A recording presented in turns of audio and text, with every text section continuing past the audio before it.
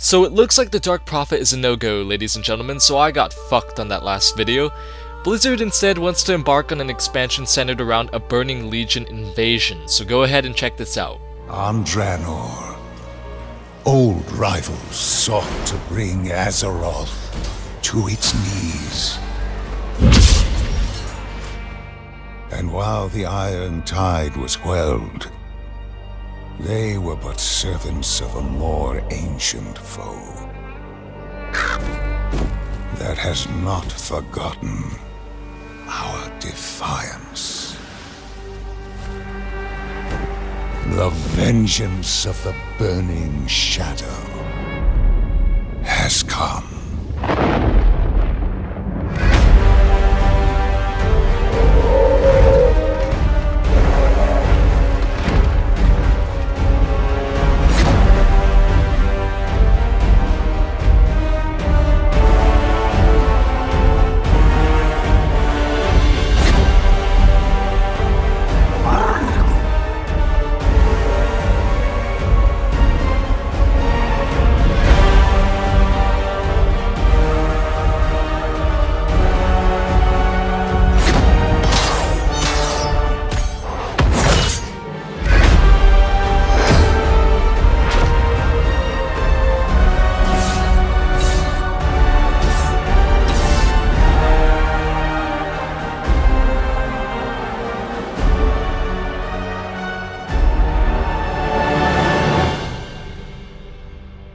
And in our most desperate hour, we must wield the power of the enemy against them.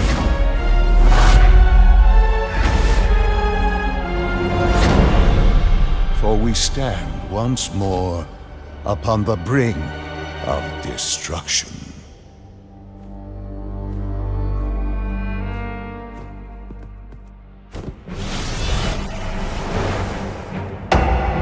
The Burning Legion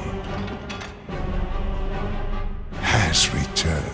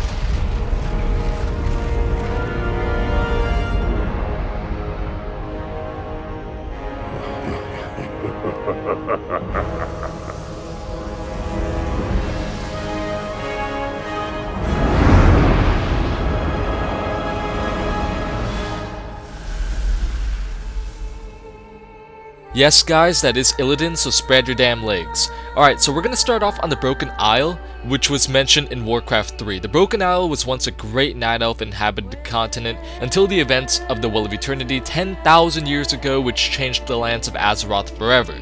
According to the expansion presentation in Gamescom, this will be the biggest Burning Legion invasion ever to hit the history of Warcraft. This explains why there was so much downtime in both Mists of Pandaria and Warlords of Draenor. They were most likely focused on this expansion the whole time, trying to put forth as much effort as humanly possible. In the Broken Isles, we will also encounter the Tomb of Sargeras, where our timeline Gul'dan died, and also where Illidan claimed the Eye of Sargeras for his own to destroy Northrend on Kil'jaeden's orders. Another thing that was mentioned in the presentation was that we will also revisit the siege on the Black Temple, where we fought Illidan in the Burning Crusade. Now, I'm assuming what they mean by this is that it's most likely going to be a dungeon or a raid that shows us past events so that we could obtain a better understanding of the current events that are taking place, or it could be the Demon Hunter starting zone like the Death Knight starting zone in Wrath of the Lich King. Apparently, according to Blizzard, while we, the heroes of Azeroth, were making our way into the Black Temple to defeat Illidan the Betrayer, while we were dealing with all of the bosses in the temple and making our way up to fight him, Illidan was already preoccupied with other, more pressing matters. Illidan was for some reason sending his best Illidari demon hunters on a special mission that has not been specified, other than being said that this mission that he sent them on is a suicide mission. So my best guess is that he sent his demon hunters to the Burning Legion homeworld to try and strike a devastating blow to the Burning Legion. We will also be exploring a world which Sargeras forged as a prison for the demons when he was a good titan to contain all of the demonic forces that would soon become the Burning Legion when Sargeras fell into corruption. Another thing to note is that Dalaran is once again being relocated.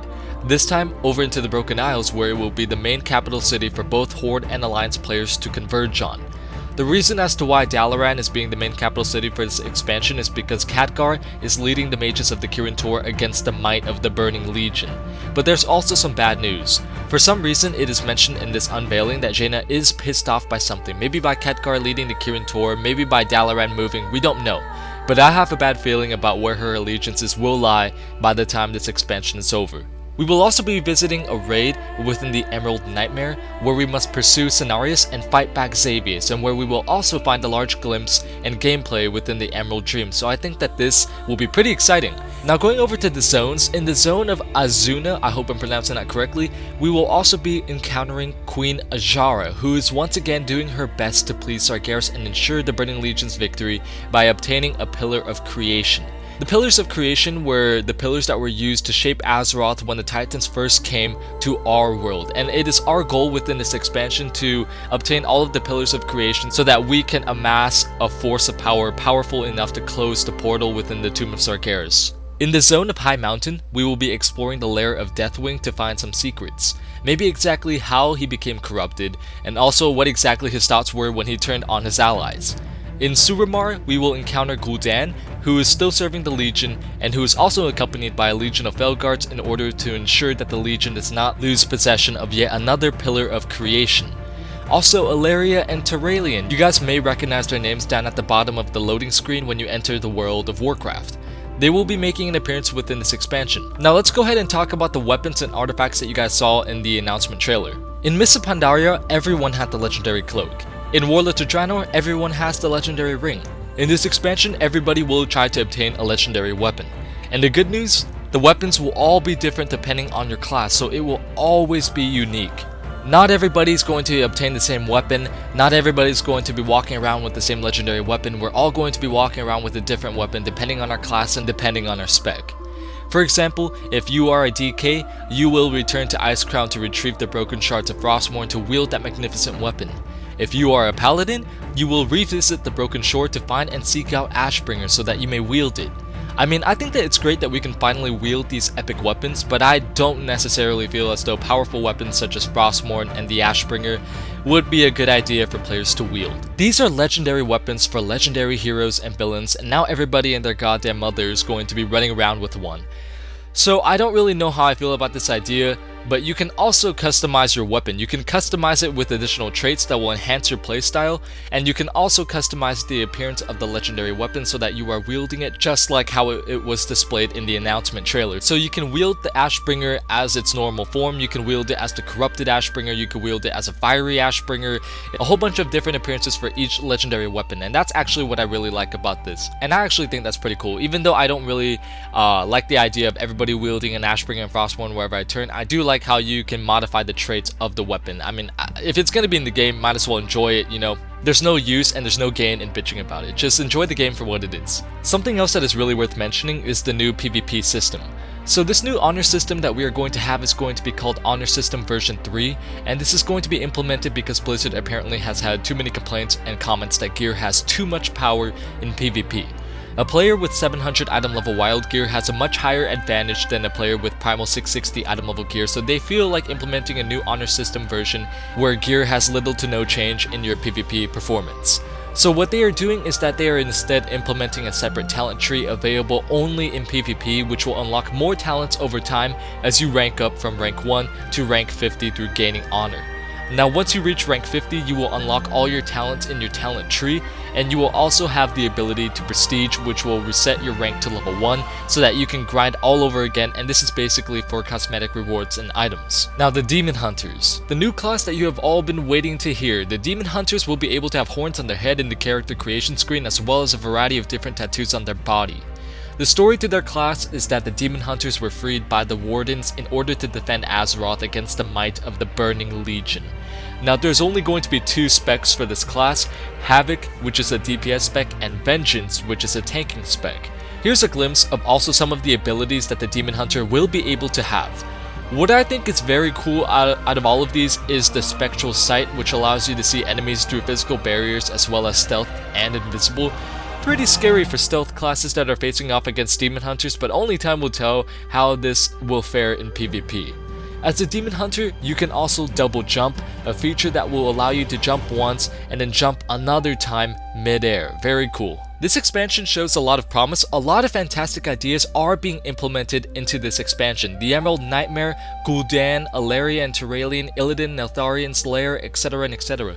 If you guys would like to see the complete unveiling of this expansion, I will put a link below in either the description box or the comments down below. I don't really know, because I'm an unstable motherfucker when it comes to making decisions. I might even put it in both to be a little bit wild. I don't even know, but just check both just in case you guys don't see it.